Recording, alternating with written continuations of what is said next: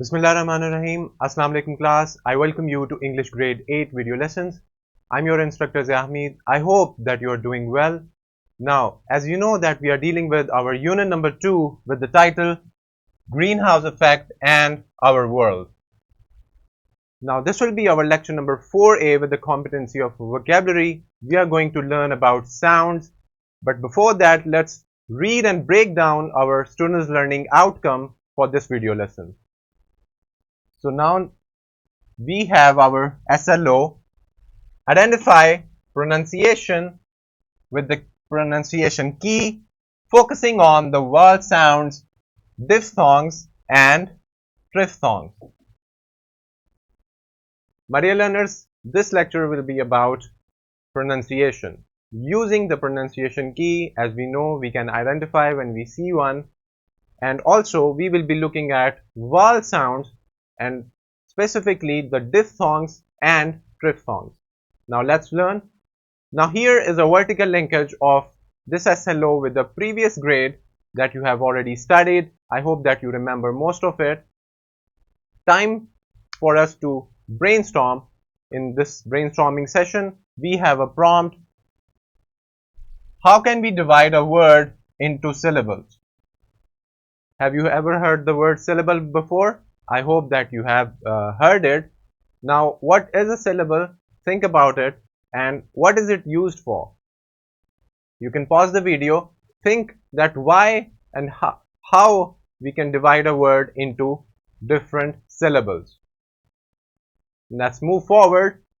Now, the topic that we are dealing with is English vowel sounds. Now, here we have some sounds along with their words. For example, this is a symbol. All these symbols and the next that are coming up are from the International Phonetic chart. So this is from the chart. The symbols are taken from there. Now let's read and try to understand the sounds. Now in the word cat and back and matter, the sound of A is something like A. Now this is the symbol for this sound.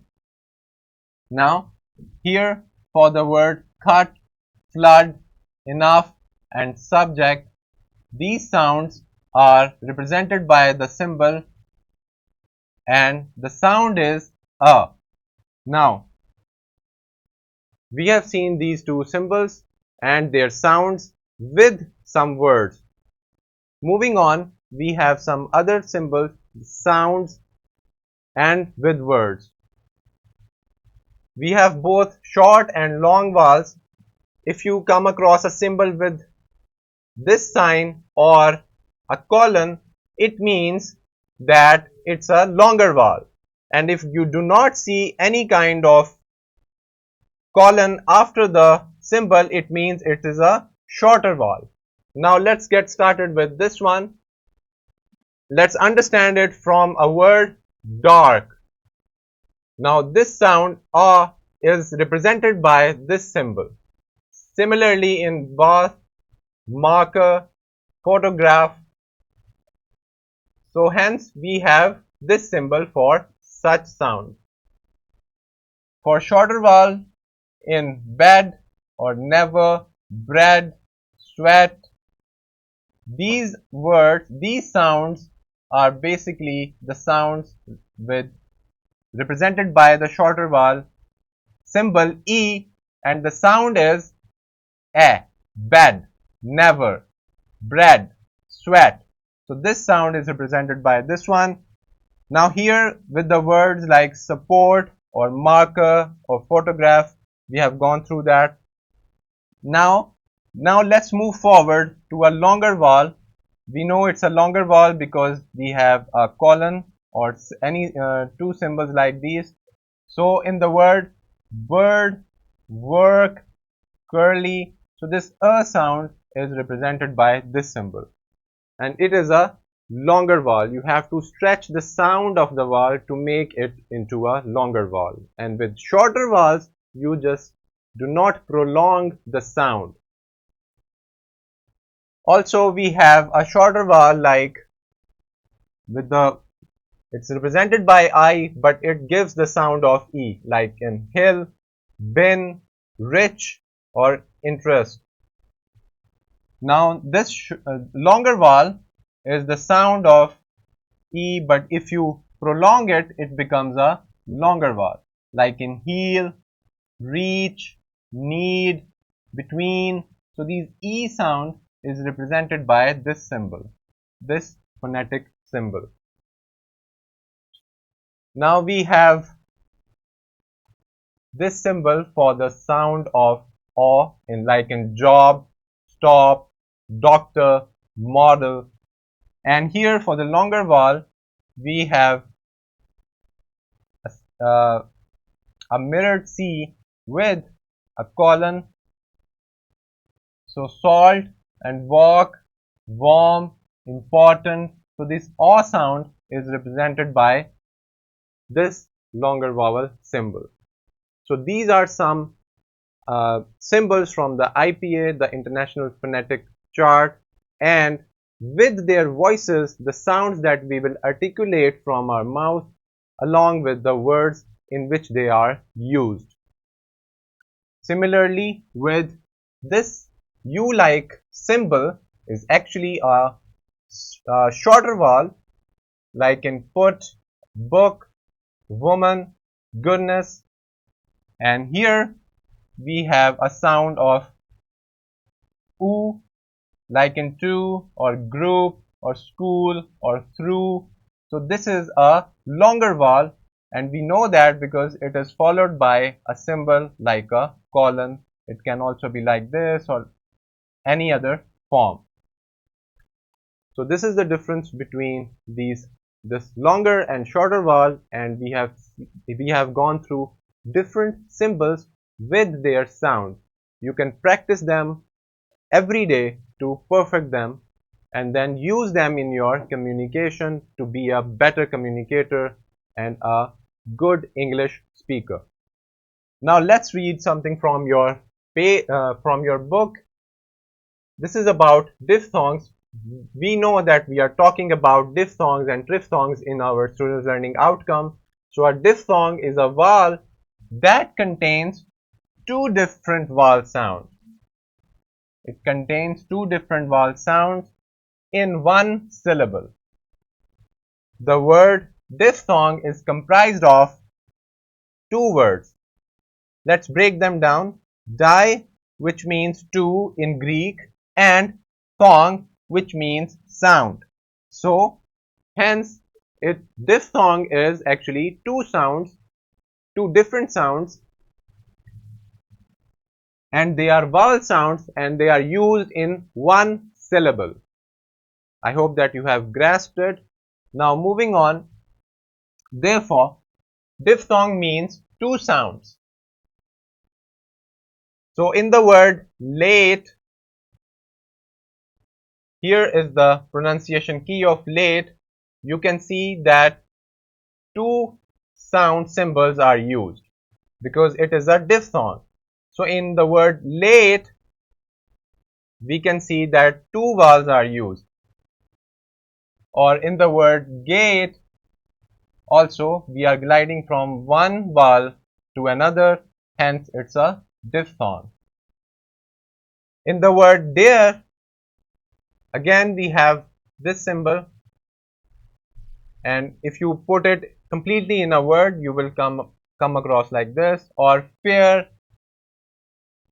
fair, two sounds in fair, and or in care, where you have this phonetic pronunciation key. So in all these words, you can clearly see that we are coming across two different vowel sounds in a word, and we glide from one to the other one. Hence this makes it a diphthong.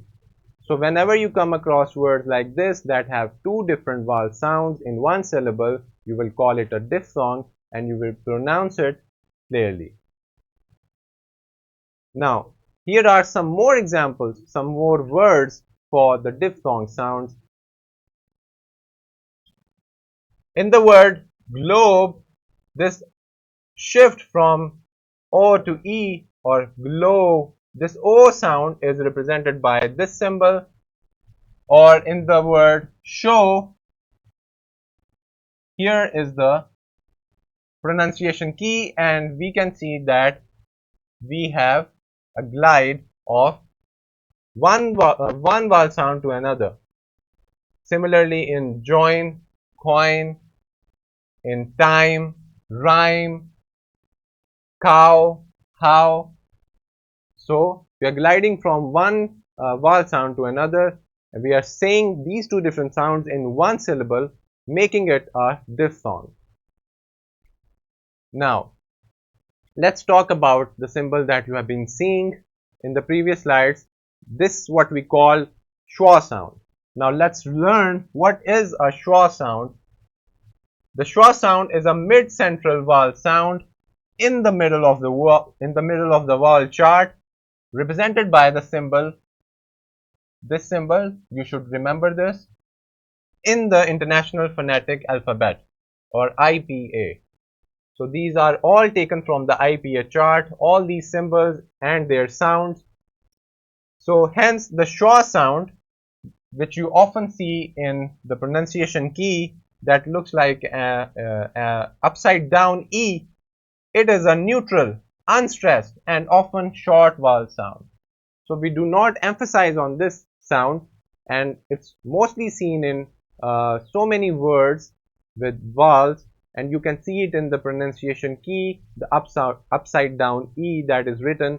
This is what we call the schwa sound, and we don't stress it, we just say it with the flow, and we just say it with the flow without being without putting any emphasis, without putting any stress. Now let's talk about triphthongs. A triphthong is a glide from one vowel to another and then to a third, all produced rapidly and without interruption. For example, a careful pronunciation of the word R begins with a vowel quality similar to A, goes on to this symbol, this sound, then ends in this sound or symbol. It is called R. The H is silent, and we are gliding from one sound to another and to another, and all these are our vowel sounds, and we are gliding. Let's say the word R together. You can repeat after me, or you can say it later and practice it. So this is R, and we are gliding from one vowel to another and to a third one. Now, English triphthongs are composed of 5 closing diphthongs with our schwa sound added on the end as discussed below. So the sound in the word which is composed of the closing diphthong, you can see it here, and the schwa sound, thus putting all these together, adding it up, you can use it in the following words, like in the word layer or player or sayer. So you are gliding from one vowel sounds to another and to another. So this is a rule, and now the sound that is opposite to the first one that we have learned, it's composed of the closing diphthongs and the schwa sound, and thus adding all these up, these sound and the schwa sound, you come across with the following word. For example, in the word liar. So you are gliding from up to the downward with the vowel sounds from one to the second and to the third. Admire, buyer, tire, tire, or all these different variations, and then flyer. So all these are examples of triphthongs with 3 different vowel sounds that we say in one syllable. For example, in the word R, we are shifting from one to the second and to the third. You can find so many examples in different words. Now, we have seen quite a few examples over here. You need to practice it after the video lesson, or during the lesson by pausing the video. You can repeat the words after me as well. Now let's see some more triphthongs. So the number 3 is the sound composed of the closing diphthong and the schwa sound. If we add it up all together, we get the word something like employer, destroyer, enjoyable, buoyant. So you can see the shift. And now the sound in the word goer or borrower, lower, thrower or mower. You can represent this with the phonetic chart of this along with the diphthong adding the schwa sound at the end. The sound in the words are or flower or flower, far, all these have this composing of diphthongs with the schwa sound. So this is how you can recognize that it's a triphthong by seeing its phonetic symbol, its pronunciation key, and then you can also practice the sounds, the gliding from one to the second and to the third triphthong. Now here we have some triphthongs along with their words and their phonetic transcription. You can find them in both your reference materials, in both online and in your print form. So let's see. A combination of 3 vowel sounds in a single syllable forming a simple or compound sound, also a union of 3 vowel characters representing together a single sound is called a trigraph. So for example, in the word I, we just say all these 3 sounds together, hence it's a trigraph. For example, in the part of the word liu or in adieu or in the word view, for example from the word beautiful, this word view is actually combination of the vowel sounds forming a simple or compound sound, hence it's a trigraph. All these are examples of triphthongs. Now let's see. Let's take for example the first word flare. We know it has a sound of triphthong with this phonetic transcription, and if you see the whole word in the phonetic transcription, you will add the consonant and then the other sound that you can add here. So similarly you can do all these other, and you can come up with more words, triphthongs, and break them down in their phonetic transcription. Here are list of examples of words with triphthongs. Here is the quick reference list of words that are being considered triphthongs. For example, the word are or fire or cure. So all these other words are triphthongs because they have 3 different vowel sounds, and you glide from one to the second one and to the third one, and you have to articulate it in one syllable. Moving on with our simulation video, you can watch it later after watching the video lesson. This will help you enhance your articulation and your pronunciation of vowel sounds, either they are diphthongs or triphthongs. Now let's get started with our classroom activity. This is from your page 16. You have to solve the question. Pronounce the following words with the help of pronunciation key in your dictionary. You have to focus on the triphthongs and diphthongs. Now you can look up at the International Phonetics alphabet chart, or you can consult your dictionary or any other reference material. You can also look it up on the internet, and you can find different pronunciation keys of these given words. Here is your worksheet where you have to write the diphthongs or triphthongs and find their pronunciation keys. Now for the homework, you have to write words with diphthongs and triphthongs sounds in your notebook, and you have to underline the sounds in those words, just as we did before in the previous slide.